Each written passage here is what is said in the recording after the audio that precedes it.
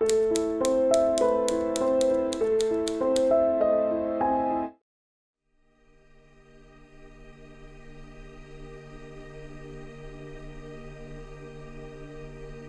Man Who Saw the Light Over Winter Hill by Ian Gordon.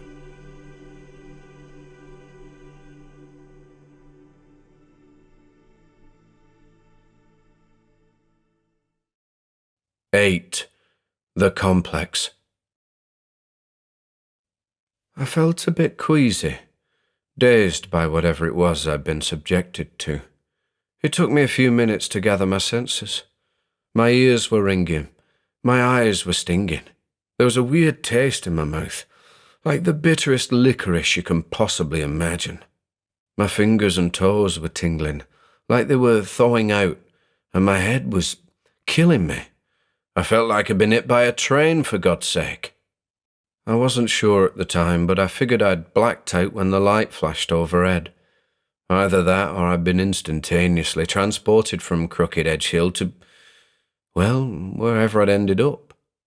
I was standing in a long corridor, a dark passage marked out by the occasional light embedded in the ceiling.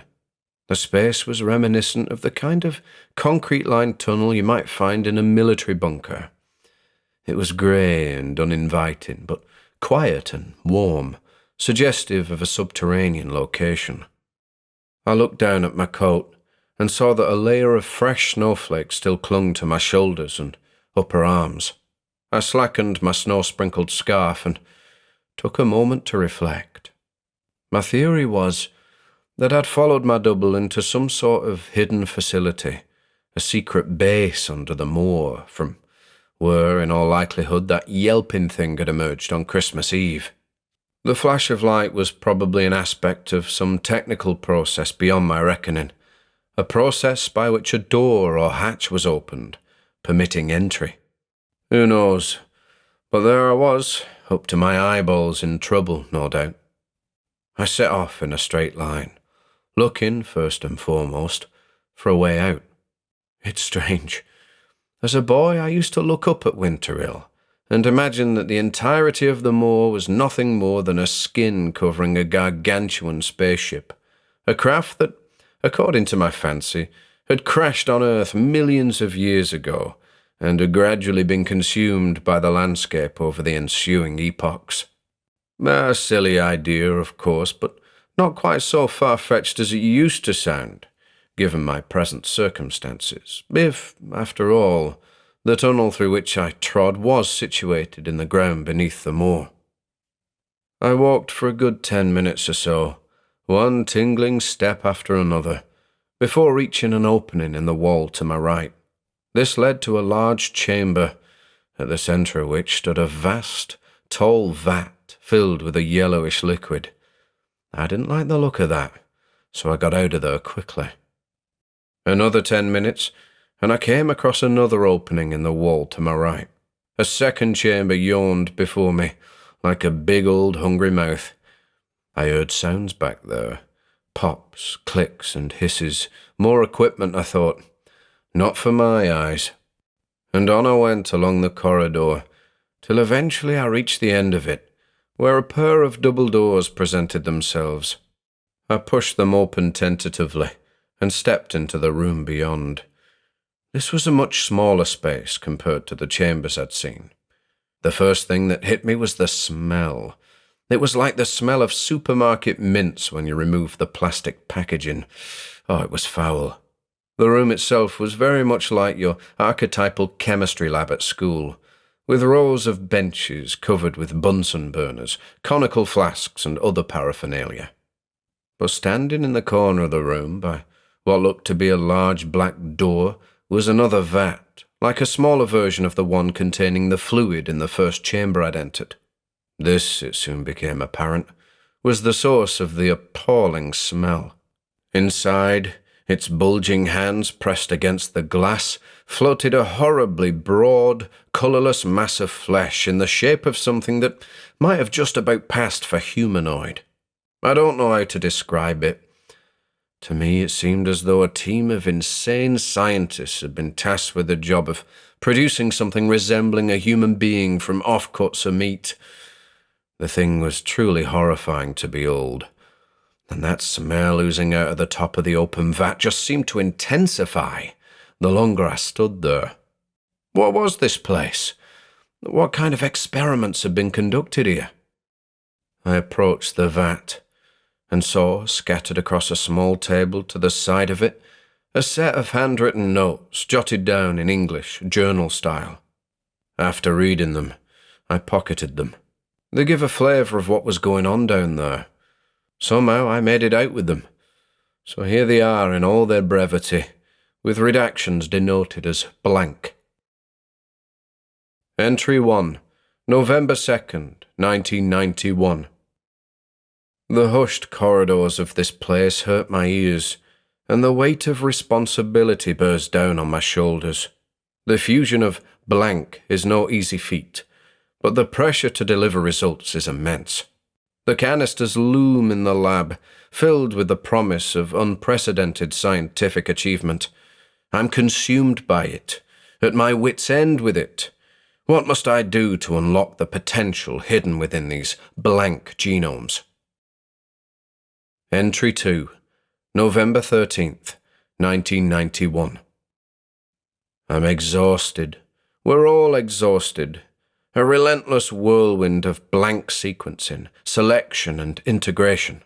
The delicate dance of human and blank genetic material demands precision, and the stakes are higher than ever. The canisters pulse with potential, every heartbeat a reminder of the expectations placed upon us. My colleagues work diligently, but I feel the burden of time pressing against us, trampling us underfoot. We're on the precipice of greatness or blank.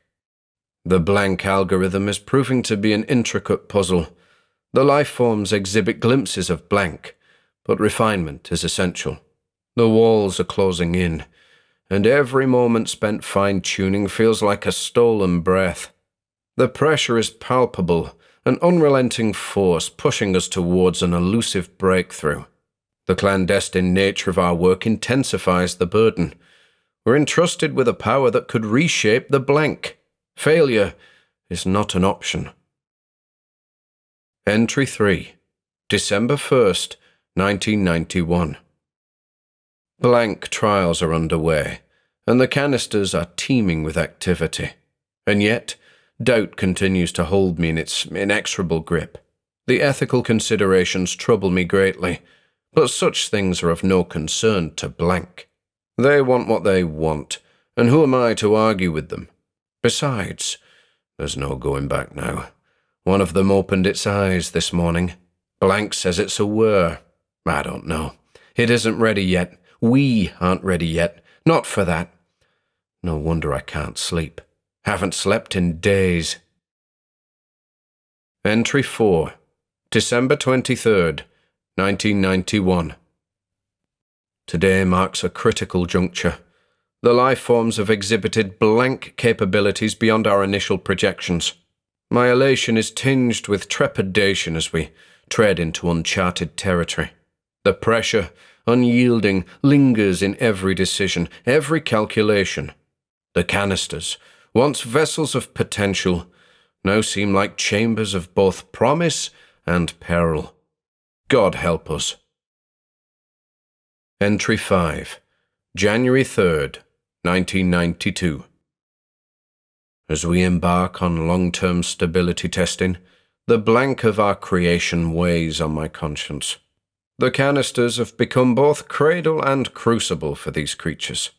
The pressure to prove the viability of our experiment, to meet the expectations of those who watch from the shadows, is relentless.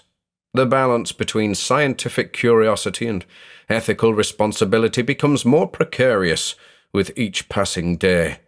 But what else can we do? We must continue our work, continue diligently, until success or blank. My fingertips hurt. I didn't know what to make of the notes at the time. Those frustrating redactions conceal vital information. But now, on reflection, I think I can fill in the blanks. But that'll come later. Eager to be out of that grisly place, the distress of that unnamed scientist almost palpable in the fetid air, I approached the black door next to the nauseous vat, holding my nose as I went. But on closer inspection, I found that it was no ordinary door. Yes, it stood vertically as a door tends to stand, but the opening was simply a void black rectangle, beyond which nothing whatsoever could be seen. Was this what it was like to stand at the event horizon of a black hole? And then, impelled by a force I couldn't reconcile, I stepped through it.